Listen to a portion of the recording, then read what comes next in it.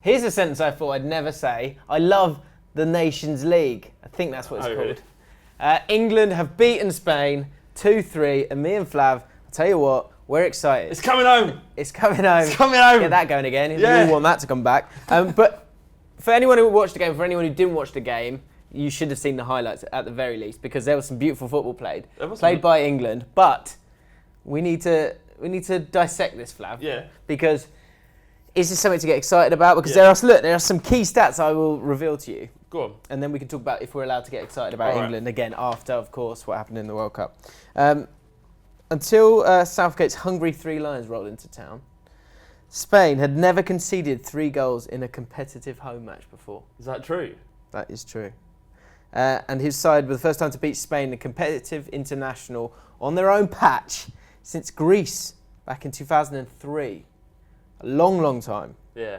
And so before that, just to kind of put that in more context, Spain's recent home record is 38 games, 34 wins, 4 draws, 0 defeats.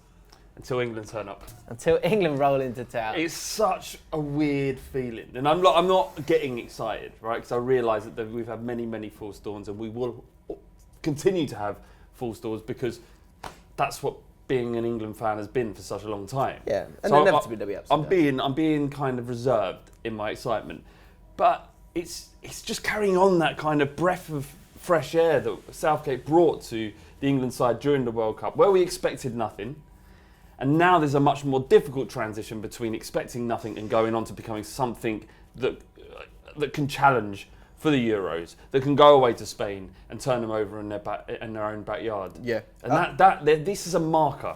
Do you know how I feel about it, Flav?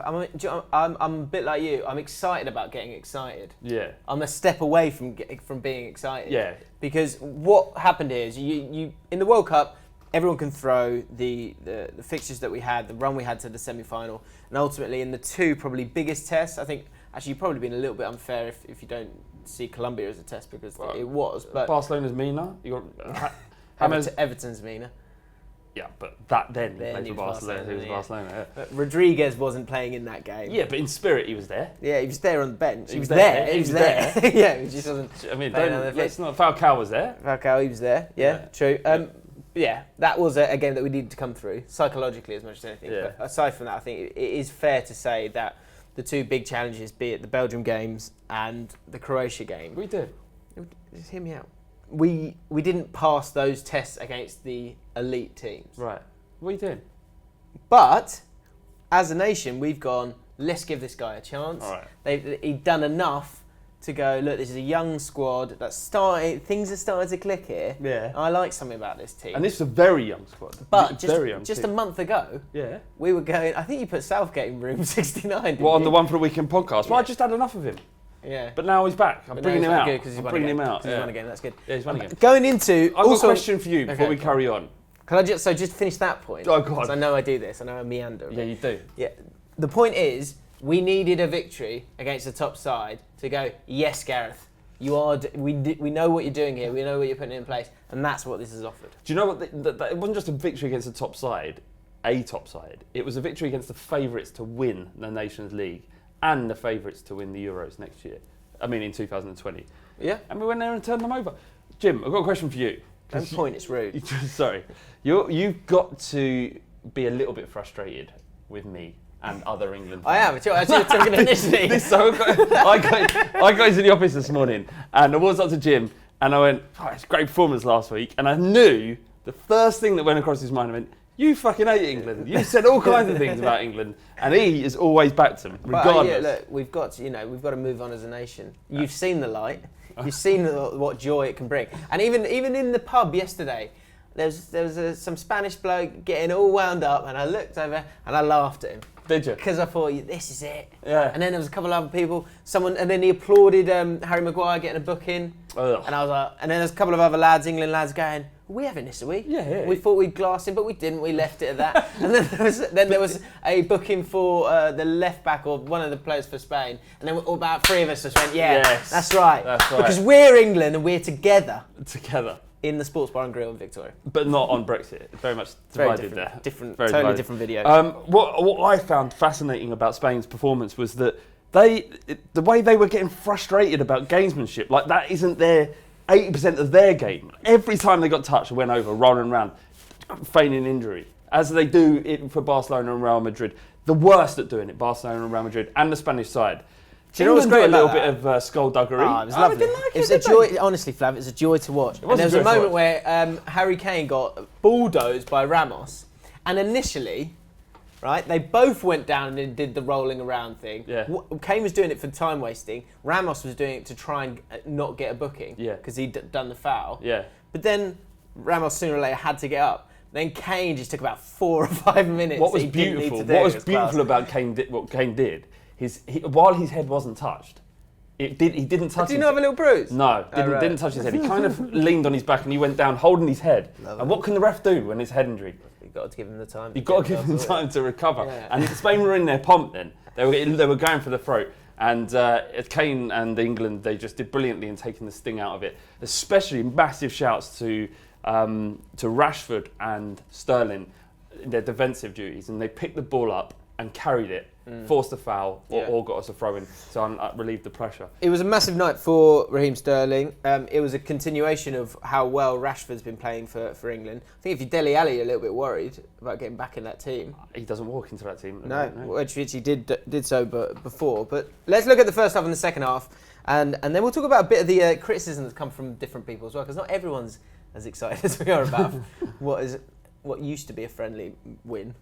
People put it in that category of a friendly win. Nah. But it wasn't, because the Spanish were going crazy. Way too spicy. It was very spicy. First half then, what was really exciting, and they talk about England DNA and identity and all that stuff, but we aren't Spain. We're not. I don't think we're going to be able to play like Spain and dominate like that. Yeah, but also there's different ways to win a game of football, and what we do have in that front three is real pace. And English footballers have always had a lot of athleticism, and I think the way we were able to cut through the first goal in particular, it shows how well drilled England are, even if it sticks or if it doesn't stick. And I saw it in the first half of the Spain game at home as well. There are moments where you can see what they're trying to do, and Harry Kane's a pivotal player in that, and people have been moaning about him playing deeper. Me and you have said it ourselves. Yeah. But in that setup, it really worked. In order to play out from the back, you need your target man to drop deep, ironically, because historically, a target man would sit at the back, you'd smash balls to him either on the ground or in the air, but there would be direct balls. Now he's dropping deeper, and you know what a good footballer he is and how well he can pass the ball. It seems a shame just to waste him in the number 9 position. So he's doing it with England, he's doing it for Spurs as well. But what was so great about that, certainly in the first half, was how comfortable on the ball we were. And that isn't something I've seen from England. We've never been comfortable on the ball, even when we had excellent ball passing players like Lampard, Gerrard, Scholes in the same midfield. You can't ask for 3 better midfielders, but we never seemed comfortable. There was a lack of confidence, which doesn't exist in this England side. But do you know what it comes down to? Because it's that England DNA that you mentioned. Yeah, because it's not, you can't get away with, in modern football, you can't get away with one guy is your passer. You need options for him to have it, and you need those guys who are options to be comfortable on the ball. Yeah. Because they know what they're doing with it. And in this team, you could see that, and especially in the counter-attacks.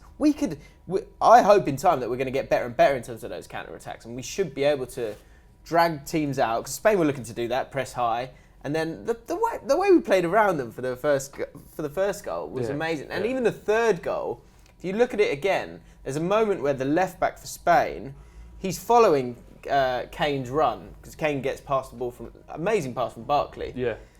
But the left back wanted to go with him, but because Trippier was out on the right, he thought when he was playing that pass initially, it's going to be going over there, so he stopped, which was how Kane got that space to get the ball to cross it to Sterling to score the third goal. Yeah. So the movement and the sort of hidden movement of the whole team is something that we can be excited about. There were some criticisms of England, though, weren't there? Second half was a different thing. It was a different thing. If you look at the stats, and we can talk a little bit about the stats, but game's not played on paper, though, is it? It isn't, Jim, and that's the thing. And that's the thing what these stato dorks don't understand.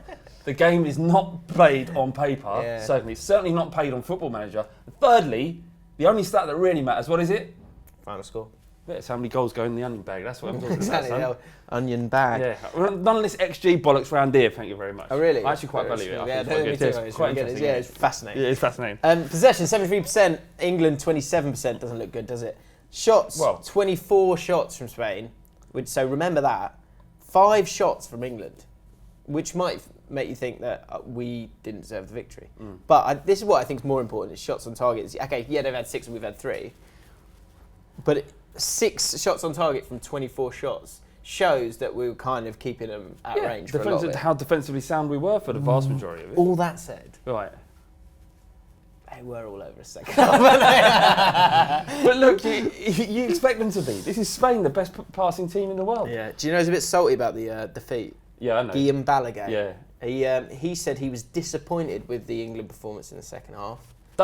We don't. Time wasting and the inability to retain the football. Your entire foundation of your country's football is built on this bollocks. Don't play the fucking, sit in your ivory tower now, Gilliam. Do you know what I would say, Gilliam? Even if that is your real name. Gilliam, who I would love to have on Ball Street. So if would you're great, if you're available. Really. 73% possession. Why do you score some goals with that possession? Yeah, what do you mean? Do you know what I mean? Is that enough for you? Yeah. 73%. Do you want more of the ball? Yeah. What else? How about you talk about your players?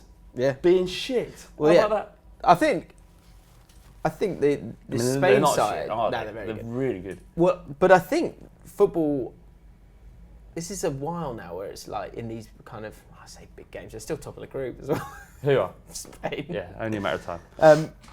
But their dominance for a couple of tournaments, and since then they've obviously got great players, but you can get at this Spain. Of course you can. We did. And England bloody did. Yes, we did. So final question, I guess: is this a landmark moment? Do you see England going from strength to strength, or are we getting a little bit carried away? I think if you look at this video alone, you'd think we're getting carried away. Are there what things worry you about the England performance? I think the lack of quality player in comparison to some of the better sides in the world will potentially there's a risk of us coming unstuck. You look at their centre back in Ramos and ours in Harry Maguire, and that's taking nothing away from Harry Maguire, but he's our best centre back, and there is a gulfing chasm so huge. There's no chance of making that jump. Yeah. Do you know what I mean? So there's that. There's There'll be another game where Dyer, Winks, and Barkley play, and we'll go, this lot aren't good enough. Absolutely. And, to win trophies, you wouldn't think that those 3 together are good enough. But I think the way we can negate the lack of quality is that Southgate is doing the right things. He has a method. He has a system in place. And what was really interesting and what was really pleasing for me is that I thought we were stuck in this 5-3-2. That's what we play. We've drilled this system. And actually yesterday and on Friday against Croatia, we've played 3 different formations. We played 3 at the back, we played 4 at the back, and towards the end of that game when it was necessary, played 5 at the back, and showed the acumen, the football acumen, to see that game out, even though it was tense. With a team that's the youngest, it's the youngest team, I don't know if it's this century or for a century, one or the other, but it's a very, very young Only team. Trippier was over 25. And in terms of quality as well, obviously that comes with experience of a few players kind of getting those games under their belt. But yesterday, there was a moment where he had Trippier on, who I love Trippier, because he's not that quick, but he's so smart, so good on the ball. But you took Trippier off, and he put Kyle Walker on. I thought, yeah, that's a bit of depth. Yeah. And then he put Trent Alexander on as well, so that's 3 quality right backs on that side. Yeah, Walker ended up on the left, didn't he? Which is a bit odd. But you've got 3 good options there, and I think Gomez I thought was awesome. Absolutely. Dyer looked far more comfortable in that role than he has done in other roles. You've still got Henderson who can be an option there as well. On the left-hand side, Chilwell's had 2 really, really good games for England. Love Luke Shaw's coming back and doing well. Danny Rose is playing again. So the depth is slowly coming as well. And I think we're going to win the World Cup. No, the Euros. The Euros. Euros. Well, we are officially the 4th best team in the world. So forget the FIFA rankings, we finished 4th in the World Cup. Right. So I'll take that. 4th best in the World Cup, where all the best teams play each other, and we finished 4th. Everyone's involved. Yeah. Everyone's involved, so everyone's got a chance to win it. Most people can't, but England were the 4th best in it. That's the facts. Yeah. Can't argue with those. One final thing before we go. Okay. Eric Dyer's challenge on Ramos, good or bad? Fucking awesome. Get on the floor, you rat. Send out a message. Let him know early. Do you know what? Some people say, well, it's pointless. That tackle was pointless. Why is he doing it? Why is he going hard? It's not pointless, because why?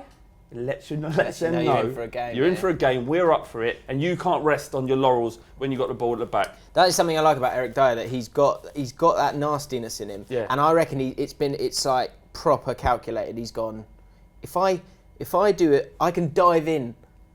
Like you can't dive in your own half, because you're going to give away a booking. As we but saw with forwards Maguire. often get away Yeah. with a bad tackle, like on the other fullback. Yeah. And so for Ramos, who's literally on his own byline, you can make that crunching challenge, and you'll get away with a booking. I think he knew that, and I like that. What I would like to know, actually, final question for the comments. So first of all, let us know about this performance. Are we getting overexcited? Do you even care if you're an England fan? Second one, Liverpool fans often not big on England, or the whole situation there. Liverpool fans who aren't really into England, who've seen that Eric Dyer challenge, let us know your thoughts. Oh yeah, there's some sort of common ground there between Liverpool. Maybe. Look, and I'd hope the Liverpool fans do start getting into this now, because Joe Gomez is a fucking talent. Yeah. He is so comfortable on the ball, floats around for a centre back, such a cultured looking centre back. I like the look of him a lot. Reminds me of a young Darnell Furlong. Queensborough Rangers. Lovely little right back. Anyway, we hope you enjoyed the video. If you did and you're still watching, then you must have got something out of it. So hit the subscribe button, subscribe to Ball Street, click like if you enjoyed it. Let's your thoughts. So in the What was that? What was that? Yeah, go on. Just let us know your thoughts in the comments below. Hit subscribe, hit the like button, do all that shit that we always ask you to do, because if you don't, we go away forever. That's what I was trying to say. Come on, England.